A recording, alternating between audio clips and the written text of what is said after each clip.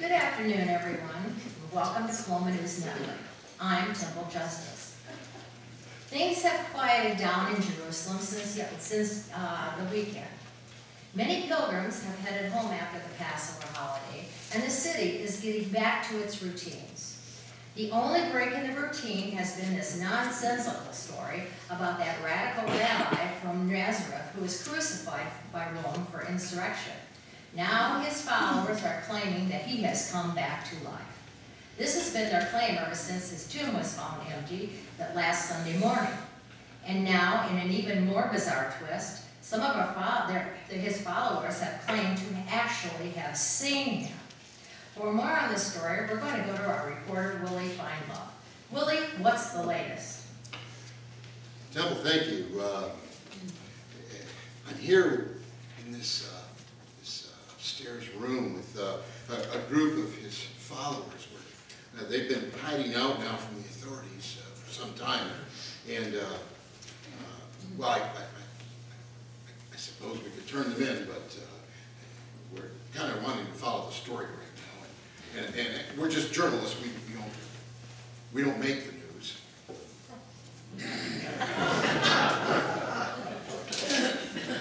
But I want to share just an incredible story. I have a young man here with me named Thomas, and he tells me that last week, when all of this was going on, that this apparition appeared to the followers that they thought it was a ghost, but it just turned out to be this radical rabbi that's been kind of, upsetting a lot of people over the last couple of years, and he blessed them, and they were very happy, and it just sounded pretty crazy. But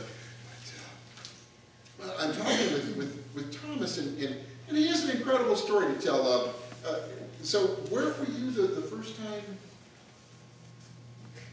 Well, somebody has to buy groceries. I understand that. And so you didn't see the not at that time. So he has come back again. I see. Just last night. He came and came and appeared among you, and really let me get that straight. He held out his hand so you could see that it still had the holes in them from the nails. That must have been pretty gross. I can understand the sentiments now. Yeah, okay. I would have thought they were gross. I guess you would maybe touched you in a different way. And the stone had the wound in his side. That's amazing. I mean, was it bleeding or? Oh, okay. I just have a hard time wrapping my head around this. I'm sure you understand. I mean, this doesn't just happen every day, if you know what I mean. Well, yes, it has happened a few times for all of you. But you see, here's my problem. You are all his followers. And, right. But, yes, I understand that it's a matter of faith, but still, doesn't it seem strange to you that it's only his followers that have seen him? Oh, there have been others. Oh, I see. A couple people on the road to Mass, and others too in the city. That you, oh, I see. Okay, so basically this mass hysteria is kind of spreading this way. I'm sorry, I really didn't mean to say that. I guess that is a value judgment on my part, although it's just good objective reporting. And what was that you said? It was even better for those who hadn't seen him than they believed. But I don't understand this whole, what do you call it again? Resurrection. Yeah, I'm not sure where you get that word, but I don't understand this whole thing. It just seems kind of crazy. Well, yes, I understand that God can do whatever God wants to do. Yeah, I understand that part. It seems kind of strange, though, that he would, that he would choose, now. And I mean, why this guy? Why? I mean, he's just a rabbi, right? Oh, I see. You think he's? Well, yeah. No, that's even a crazier claim to say he's Messiah. I mean, come on. Everyone knows Messiah is going to lead us away from Rome.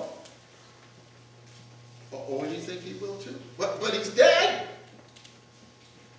Oh, I see. I think he's alive. But it's not like he's going to raise an army and get us away from soldiers of love. Well, that sounds really efficient. I'm sure the Roman soldiers will be quaking in their boots over that one. An army of love. Here's a sword. I love you. Yeah, but you're dead. Yeah, that'll work really well. Well, I don't know, Thomas. I understand you believe, and I understand you think you saw what you saw. But I don't know. It's kind of hard for us to believe. We haven't seen that, And you understand where I'm going? Yes, and Jesus said that those who believe without seeing would be even more. I understand that. It kind of covers all the bases, doesn't it? Yeah. Well, you can understand my skepticism. I mean, it sounds like a pretty wild story to me. Well, it's going to sound like a wild story to a lot of people. Well, maybe they can take heart from you because you didn't believe it at first either. And you were one of his followers. Yeah, I understand. Well, maybe they can. Well, thank you. Well, Temple, that's about it. There's lots of joy here among the followers. I don't know if it's mass delusion or they're just very good at making up a story and sticking to it. Willie, I think I'd go with mass delusion if I were you. They don't seem bright enough to have made this whole thing up after all. They are Galileans. Stay with the story, Willie. I'm sure you'll find that they're all a bunch of crazies. Well, Temple, I sure will.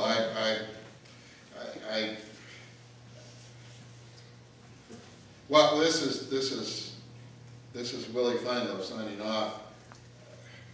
I'm not so sure how crazy they are, though. Well, that's apparently the news for today. Stay tuned to the Coloma News Network for updates on this story and others. Remember, when news breaks, we fix it.